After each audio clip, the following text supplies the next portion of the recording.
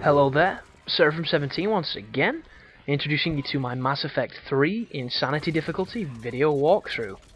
This is the second section to Tuchunka, and this is the hardest fight of the mission for me. And the reason it's difficult is because you're going to take on a bunch of Ravagers. The Ravagers themselves, and Ravagers and Cannibals actually, I should just say Reapers to be nice in general. But you're going to take on a bunch of enemies that can kind of get aggressive if you're not careful. They will push you back, and a bunch keep spawning in. And it's a pretty long fight, and as soon as it starts to, get going, they throw a brute at you. And I think they throw 2 of them at you, and killing the brute can be a pain in the ass.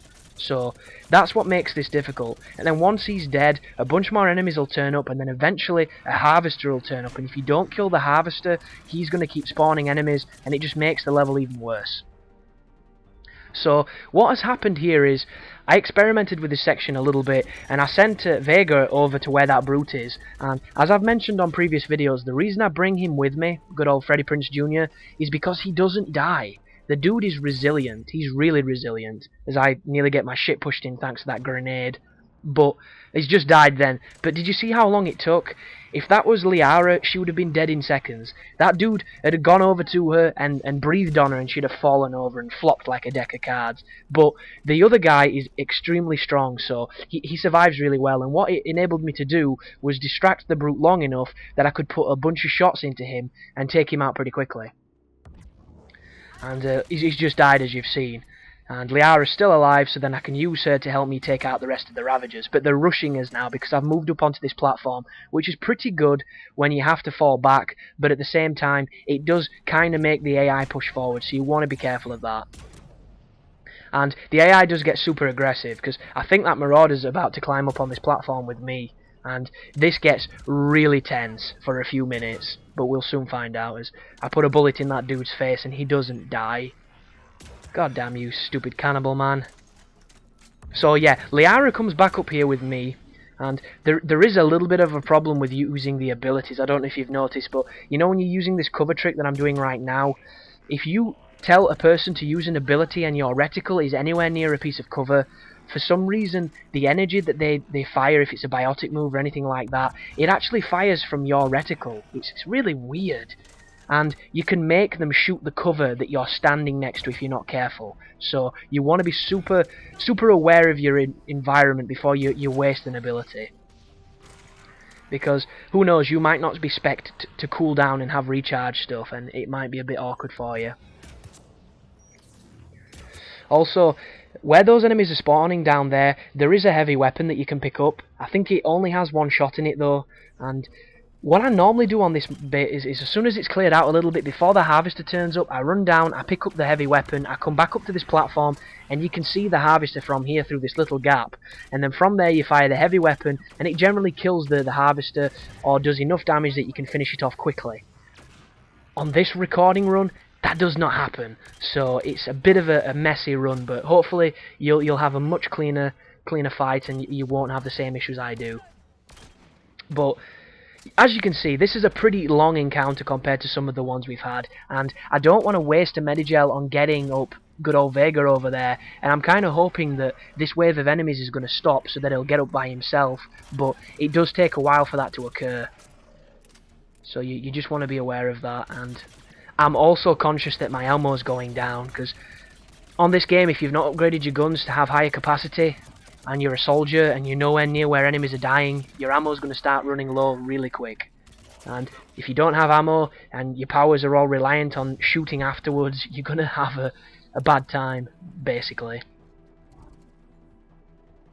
But necessity is a beast, so I run over here and pick up the heavy weapon I mentioned. There's a Marauder down there, but for some reason he doesn't shoot me. He's too busy in cover just chilling out, so I'm really grateful for that, Mr. Marauder. It's a shame they all weren't like you.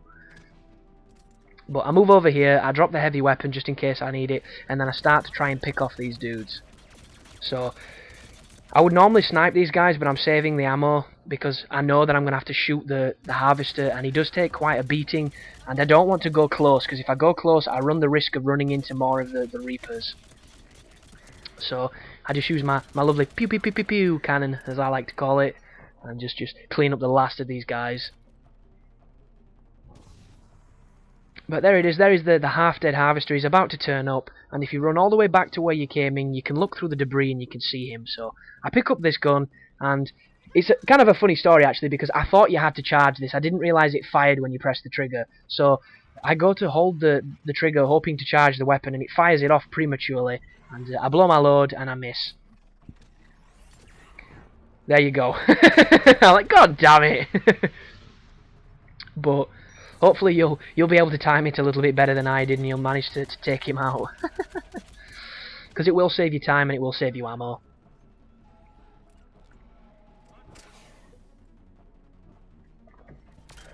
But when all else fails, I get the Scorpion out, because this is, considering it's a pistol, it does so much damage, and it really makes me look forward to getting the Paladin, which is the Spectre class pistol, heavy pistol, because I bet that thing does a lot of damage.